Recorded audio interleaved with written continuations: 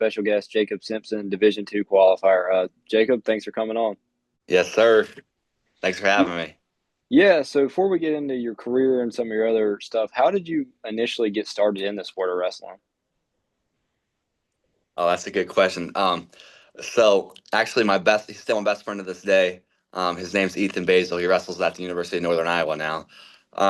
Um, it was in the sixth grade. I would always ask him because my uncle wrestled not very long for like a week. Um, but yeah, he wrestled for about a week, but or longer than that. But that's all I kind of knew. And I would ask him, hey man, like I was like, hey man, like if I come to practice, can I do these type of moves? Like I was talking about like attitude adjustments and power bombs, and Yeah, oh I didn't yeah, oh really yeah. exactly, I didn't know really exactly what I was getting myself into. But I known him since third grade, but like sixth grade is when we really started hitting it off. Um, but yeah, me and my twin brother, we just one day we went in there and we're like, man, let's do it. Let's see what it's about. And ever since then, it's been on. So Absolutely. shout out to Yeah, Ethan. at what point in your career did you realize you wanted to take it, to the next level and kind of, I guess, more than just like a hobby, you want to, wrestle collegiately? Day one, honestly, because wrestling was something that I've never really been good at anything besides wrestling. Um, but so since day one, I was like really invested. I wanted to make my best friend Ethan proud. I wanted to make his dad proud, which was my club coach. Um, and I just really strive to make them proud and just to add to that, it was just something to do. It kept me busy, and I don't know. There was something about it. Like I really liked winning. I mean, so does everyone, but like it was Absolutely. nothing better than that. Yeah, so you wrestled collegiately at West Liberty. Why West Liberty? Were you kind of looking at any other schools, or were you kind of just set on going there? West Liberty was honestly one of the only schools that reached out to me. Um, I really didn't start kind of figuring things out until about my junior senior year of high school. Um, and me and him took a visit up there. Mitch Smith is who I got recruited by at the time, but he ended up leaving before I even got there. So Coach Danny Oren took over. But yeah, really the only school that looked at me, and we went up there and we're like, man, this is a pretty cool place. And I mean, we got a very small scholarship offer, me and my brother. But at the time, we were like, man, this is awesome. Let's do it. And Absolutely. so that was one of the main reasons we went there. But it ended up being probably the best thing for me and him. Gotcha. Yeah, so when it comes to going transitioning from like a high level high school career to a high level college career, what do you think was the biggest difference in your transition? You're wrestling grown men. You're not wrestling, in high school, you go out there, you wrestle someone that'll just fall straight to their back.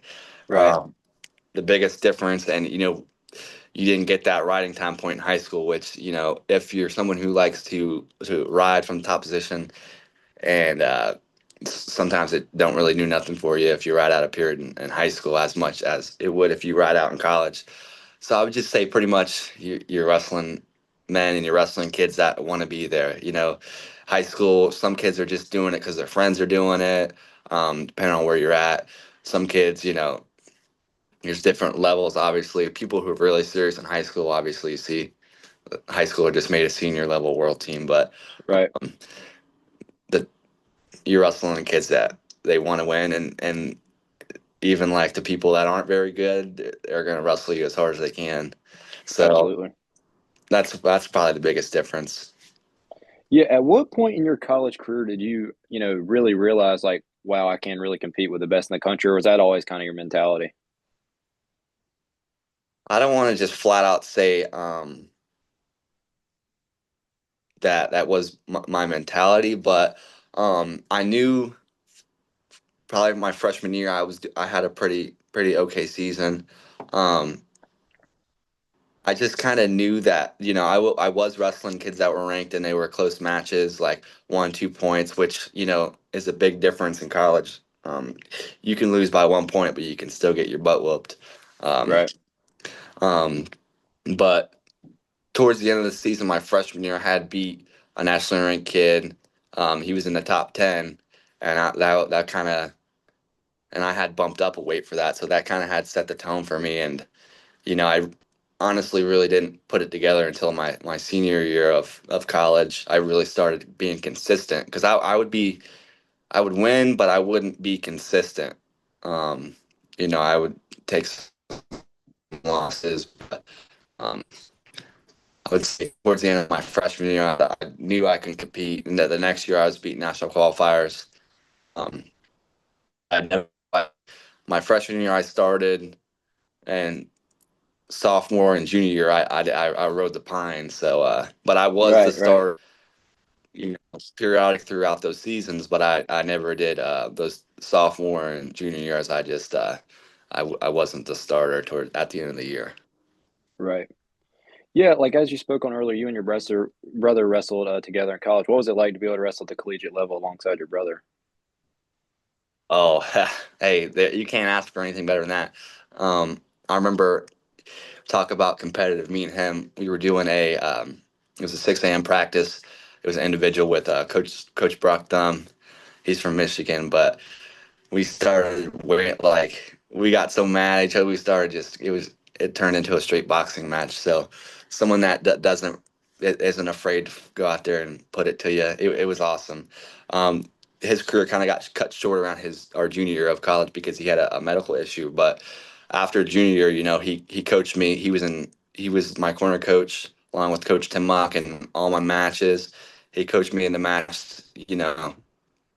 To go to the NCAA tournament. Like he coached me at the NCAAs. So, I mean, he's my college roommate. I mean, we just recently, a year and a half ago, like stopped living with each other. So, Right. that's it. Not it was a really good opportunity to me, especially him being my twin brother is pretty special. Yeah, kind of, building on the coaching, what kind of impact did Coach Irwin and staff have on you? Maybe not even just as like a wrestler, but just as, the individual you are today. Oh, they definitely made a pretty big impact. I feel like Coach Irwin just to change the perspective on how I look at things. You know, there's a quote he always used to say. He always used to say, "You don't have to, you get to," and that kind of puts things in perspective. Like I don't have to do anything. I'm privileged to get to go out and do these type of things. I get to go wrestle. I get to go, make weight. Not a lot of people don't even have that opportunity. So, he was a very optimistic person and really kind of opened my mind, made me believe in myself. Like, why not you? Why can't you be the guy? Like even even when Yeah. there Oh, was yeah. times he'd be telling the other guy, you know, someone like someone I would wrestle off against, he'd be telling that guy the same thing, but he knew if he gets both the guys fired up, there's going to be good results for both of us. But Absolutely. he was a really good guy. Had a lot of good coaches in my wrestling career. Um, some like Coach Timok, Coach Thumb, Coach Burkholder. He's actually training with Pico. If you go to his Okay. Yeah. Instagram, you'll see. Um, Probably the biggest impact, Coach Sal. I've had some really good coaches, so I'm very fortunate. Yeah. I got to ask you, what was it like to, win the conference in your last match in your home gym? Hey, that was pretty good. I mean, it was I had a pretty good bracket. I mean, two of the kids the one that took second and the one that took third, both national qualifiers.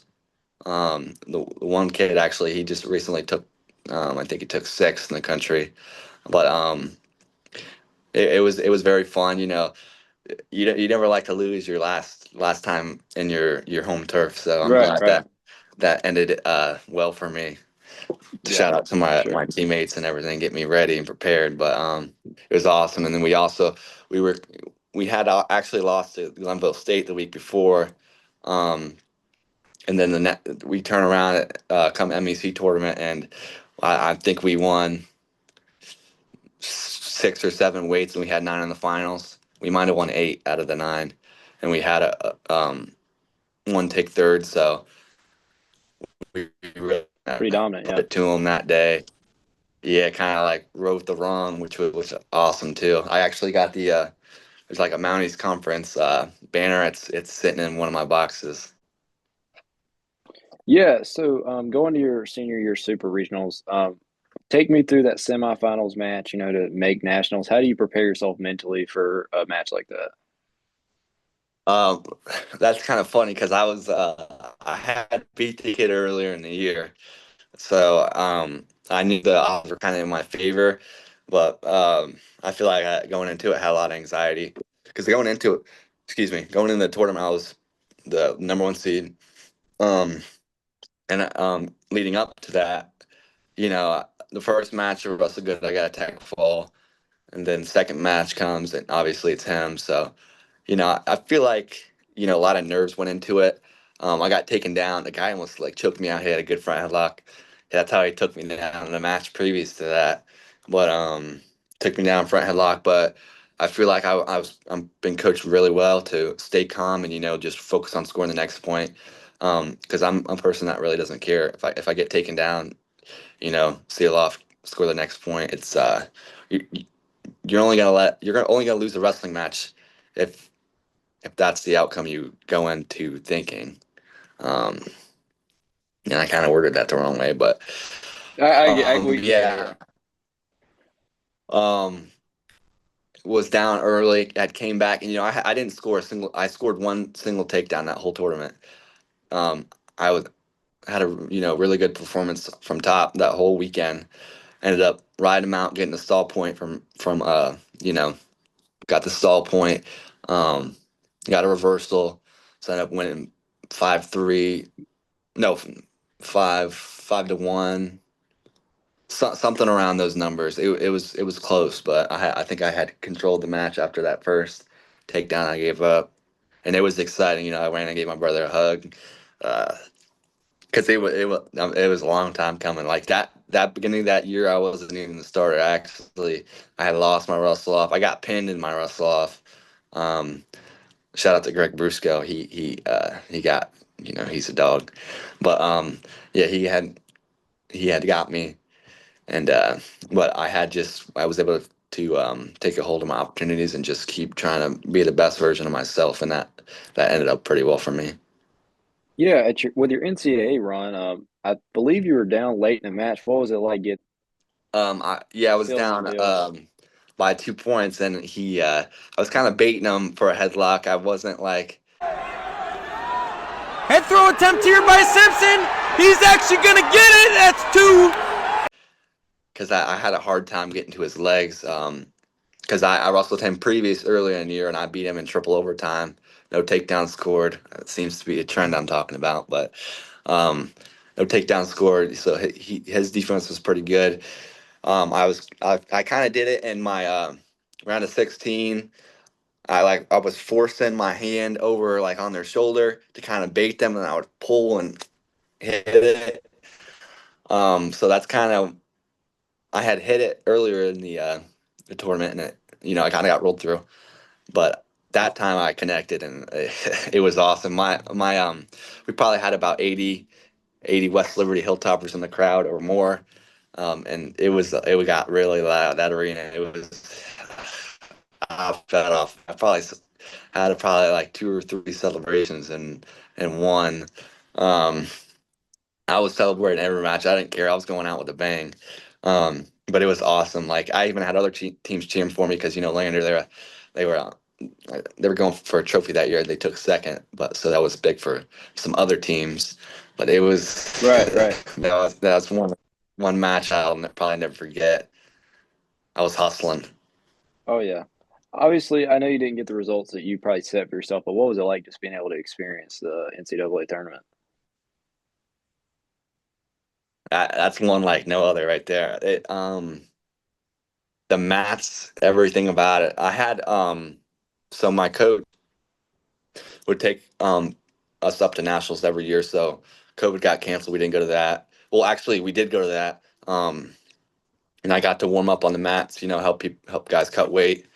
And the tournament got canceled. They started rolling the mat. So I think that experience being there already kind of helped me, even though I wasn't wrestling in the tournament. Just kind of, being on the floor kind of really helped me. So when I got there, the there was no nerves at all. Like I think that's the most fun I've ever had wrestling in my life. It's very freeing, kind of like, you know what, I deserve to be here. I'm gonna do the best I can to, because I always tell myself as long as I give the best effort I possibly can, I'll never have any type of regrets. And I feel like how the weekend ended, no regrets.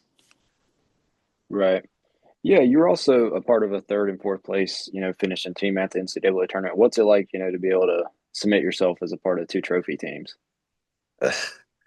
Hey, not many people get to host up a trophy at the end of the year. There's only 4 teams that get to do it. So I feel it's really special. It just kind of goes to show what kind of team we had.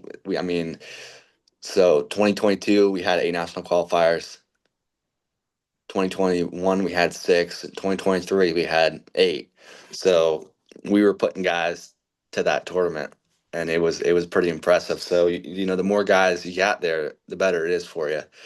So you know, it's just it's unspeakable. I got the trophies to this day. They're sitting right over there. We get little team mini trophies, and it's special. It's special. Not many, like Absolutely. I said, not many people can say they've been a part of a third place team or a fourth. I mean, so kind of speaks for Absolutely. itself. Yeah, after college, you did do a little bit of coaching. You were able to help coach a state championship team. What was that? What was that kind of like? It's pretty cool. I had never been a part of a state championship team. I mean, my high school team, we took, I think we took third one year. Um, but that is funny. The year Trinity did win it. My old high school team ended up winning it too. Um, which I keep tabs on it once in a while. But yeah, it was cool. I actually wasn't there. I was actually down there coaching the girls at their regional tournament. So, um, something I wanted to do. Um, but yeah, they got it done. Go dogs. Oh yeah, yeah. So looking back at your wrestling career, what are you most proud of? Um, I would. There's a couple things I would say. Finishing something I started. I start in 6th grade. A lot of people, they well, a lot of people that are serious about it get burnt out, or you got people that it's just not something for them anymore. So not only finishing something I started, I got a college degree from it. Wrestling gave me opportunity. Um, Probably the most thing I'm proud of is that third and fourth place team. It's probably something I'm most proud of because a lot of work went into that. A lot of work. I remember my coach.